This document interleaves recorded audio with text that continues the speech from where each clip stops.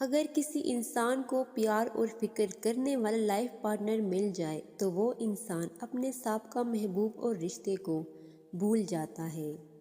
اگر آپ کسی انسان کو اپنے ذہن سے نہیں نکال پا رہے تو اس کا مطلب ہے آپ بھی اس شخص کے ذہن میں موجود ہیں۔ اگر تمہارا ذہنی سکون کوئی شخص ہے تو تم لا علاج ہو۔ جو شخص آپ کو سب سے زیادہ خوش کرتا ہے وہی شخص آپ کو سب سے زیادہ تکلیف پہنچانے کا باعث بھی بنتا ہے۔ ان تین حالتوں میں انسان بدتمیزی کرتا ہے: جب اسے کوئی اپنا نظر انداز کرتا ہے، جب کوئی انسان بھوکا ہوتا ہے، جب کوئی انسان تنہائی کا شکار ہوتا ہے۔ مرد عورتوں کی نسبت زیادہ دھوکہ دیتے ہیں۔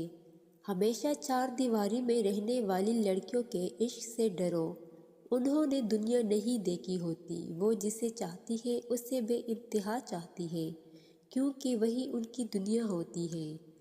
اگر کوئی لمحے عرصے تک پریشان، دکھی یا اداس رہتا ہے تو وہ خوش رہنا بھول جاتا ہے۔ رات کو سونے سے پہلے آپ کا دماغ جس کے بارے میں زیادہ سوچ رہا ہوتا ہے وہ شخص یا تو آپ کے غم کا سبب ہوتا ہے یا خوشی کا۔ آپ کسی ایسے شخص سے نفرت نہیں کر سکتے جس سے آپ نے بھی محبت کی ہو۔ صرف نئی محبت ہی اس شخص کی جگہ لے سکتی ہے۔ ٹوٹے ہوئے دل کو ٹھیک کرنے کے لیے آپ کی نئی محبت ماضی کی محبت سے شدید ہونی چاہیے۔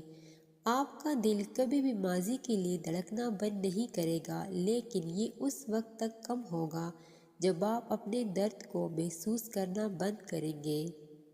اگر کوئی شخص آپ کو صرف فرصت میں یاد کرتا ہے تو اس کو چھوڑ دے، کیونکہ آپ تنہا ضرور ہو سکتے ہیں مگر فضول نہیں۔ جو لوگ جتنی زیادہ شدت سے پیار یا فکر کرتے ہیں اتنی ہی شدت سے نفرت یا نظر انداز کر سکتے ہیں۔ نرم دل لوگ ہمیشہ دھوکہ کھاتے ہیں کیونکہ وہ غلط لوگوں پر بھروسہ کرتے ہیں۔ جو شخص آپ کو کھونا نہیں چاہتا تو اس میں یہ تین نشانیاں ضرور ہوتی ہیں۔ وہ اکثر اپنے روٹین کو آپ کی خاطر ڈسٹرب کر کے آپ کو وقت دیتا ہے۔ وہ ہمیشہ آپ کو اور آپ سے جڑے رشتوں کا احترام کرتا ہے اور انہیں عزت دیتا ہے۔ آپ سے کئی وعدے اور یادیں اسے یاد رہتی ہیں۔ وہ اکثر بحث کے دوران ناراضگی کا آثار دیکھ لے تو خود ہی ہار مان لیتا ہے۔ وہ جب بھی مستقبل کے کسی پلان کا ذکر کرتا ہے تو آپ بھی اس میں موجود ضرور ہوتے ہیں۔